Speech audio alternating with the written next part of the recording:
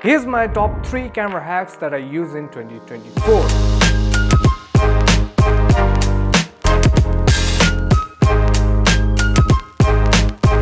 All the hacks that I'm going to be mentioning in this video is going to be simple and not complicated. So without any further ado, let's get straight into the video. So this is the hack that I tend to use the most when I want to go out with, the handheld kind of look, or add some thriller into my footage. So what do I really do is I get myself the camera strap which comes along with the camera, and then what I do is like I just extend it a bit, just so where I know that I'll be able to see the screen of my camera as well as maneuver it. So once I get that perfect balance of me and my camera, thereafter what I do is I just push my camera in front, so that there is a tension created between my neck over here and the camera body there, and I tend to hold my camera like this so that there is less vibration or less shakiness occurring within the footage. I do make sure to turn off my lens stabilization or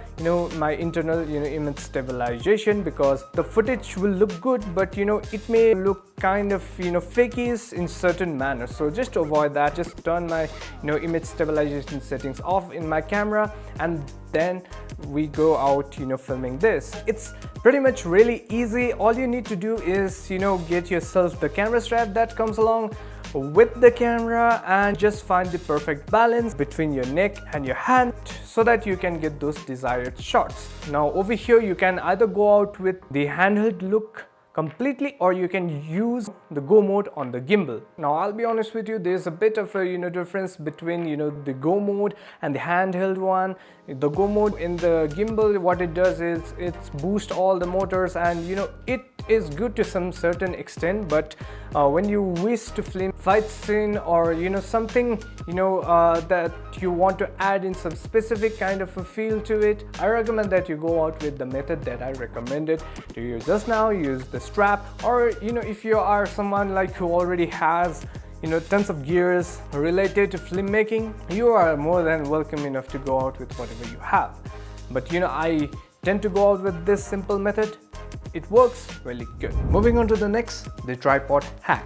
Now this is the hack that I got to know about it recently, and I've tried it by myself, and this is one of the best hacks that I found out on the internet. So what do we do is that you place your camera on the tripod, and you extend the tripod a bit, and then what you do is like you place your tripod just over here, and so what you're going to be doing is that you're going to be recording yourself. Now with this you can get specific POV shots. Now I'm planning on doing something else in the future, so it's a great hack that I found out when you want to get those POV shot of a character. So if you are someone like who is into like filmmaking and you are doing some storytelling, but you want to get that characters POV, like what they are seeing, what they are looking at, or how are they feeling, you want to capture those emotions.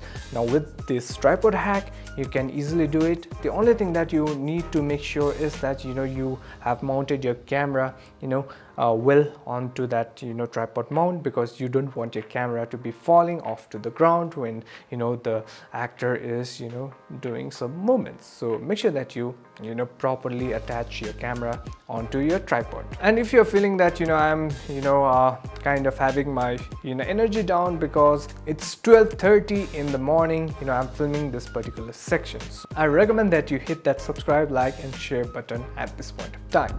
Now moving on to the next, this is total run and gun hack that I usually do whenever I run into this particular situation. So the situation is that you don't have a lens hood, and you're in a situation where you have as you can see, I have this hair light that's coming over here, but under some circumstances there may be situations where the the light spill is like getting into the lens, and there's a specific layer that is coming up on the footage. So in order to avoid that, what I usually do is I always keep this handy little black tape around me, and of course I always carry a notepad with me. I take a piece of paper and make sure to place that paper on top of my lens and secure it with the help of this tape. Now with the help of this, what I can achieve is that I can totally avoid the glare that's coming into the lens, as a result of which I can get a proper shot without any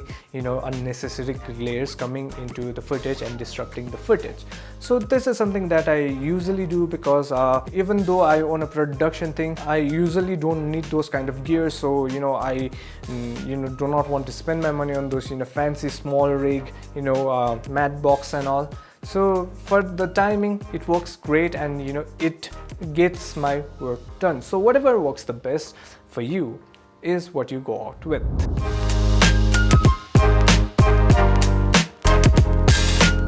Now, not every one of us have those field monitors lying out there, or those long HDMI cables, so that you can take HDMI out from your camera and bring it here close to you and monitor yourself.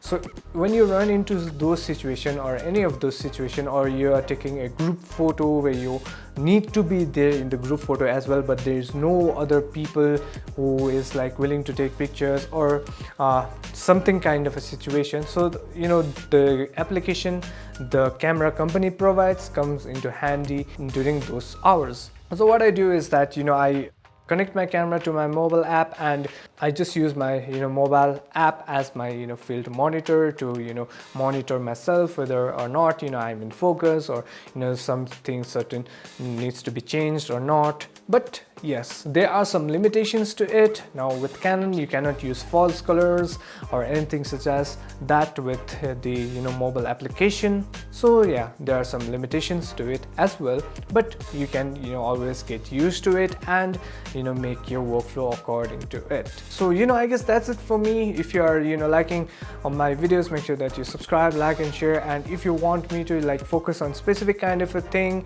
or you want to, a specific tutorial about something, make sure that you comment down below. And yeah, that's it for me, and I'll see you in the next one. Peace.